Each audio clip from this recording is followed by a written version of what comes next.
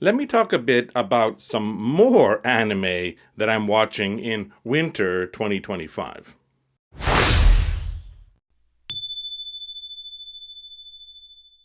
I recently made a video about the 8 anime that I'm watching in winter 2025.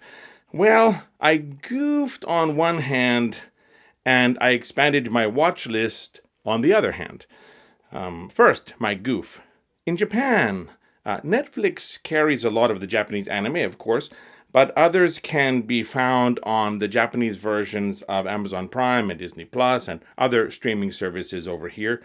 Unfortunately, although English subtitles are globally available, they are rarely included on streaming platforms in Japan. What that means is that I have to watch most of the anime on my PC.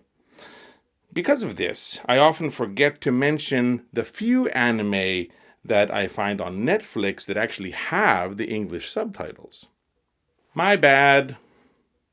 So, one more anime that I've been watching is the Apothecary Diaries. This is season 2. I loved the first season, and I was very happy to see that a second season came out so quickly. All too often, anime only get that one season, and the story never gets told completely. This is in part to drive anime viewers to the manga so they can see how the story continues.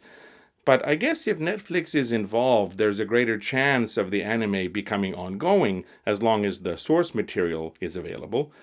The Apothecary Diaries follows the life of Mao Mao, a brilliant pharmacist, all around genius, and lover of poison. That is, eating it, drinking it, rubbing it on her skin, not using it to hurt others. It's a kind of weird fetish of hers.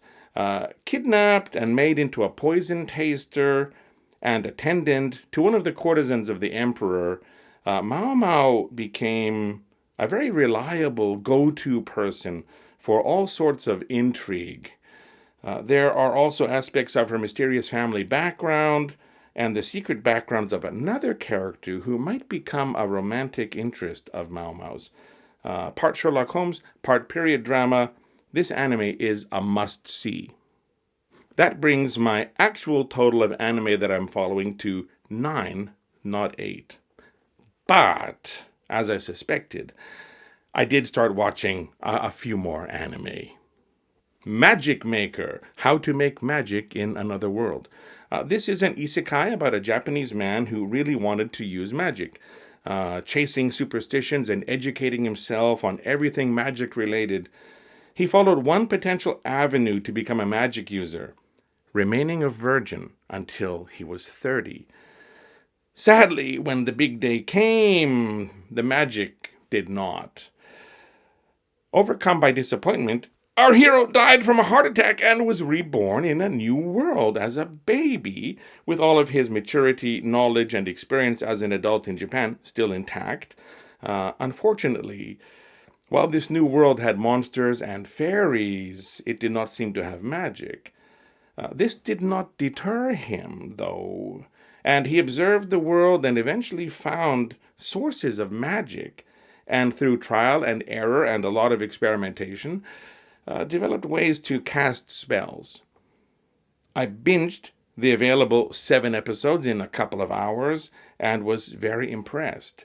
The visual quality is very high. The concept of watching someone discover and develop a system of magic is highly interesting.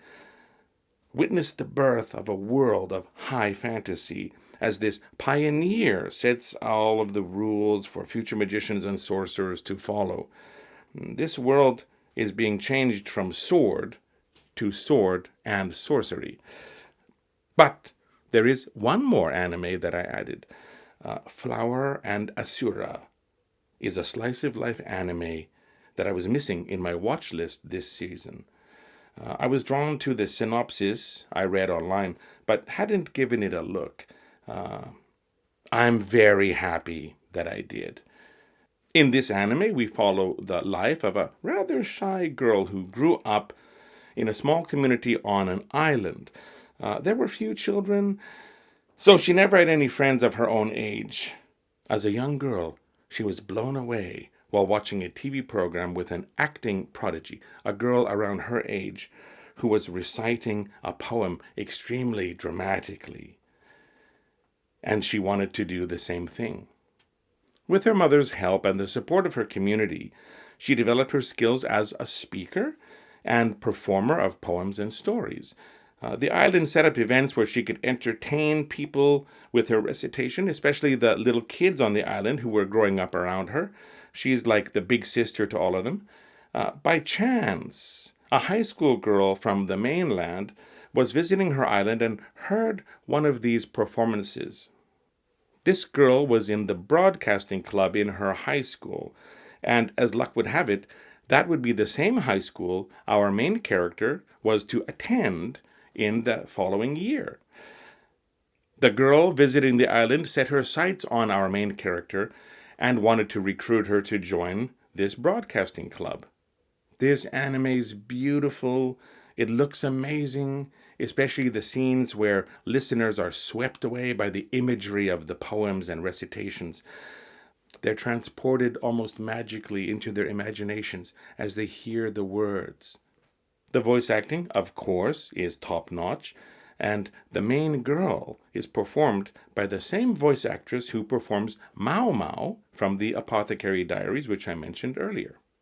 I've only scratched the surface of this one, but I'm excited to keep watching and see how our heroine fails in her new life on the mainland, going to high school, and taking part in the broadcasting club, making friends with people around her own age. This could be a keeper for sure. So my total for this winter season of 2025 is 11 anime so far, not 8. This is much more in line with how many anime I usually watch. Who knows? There's still over a month left to go, so I might manage to add a few more anime if I find the time. Yeah, this seems to be a pretty solid season so far. Thanks for watching. See you next time.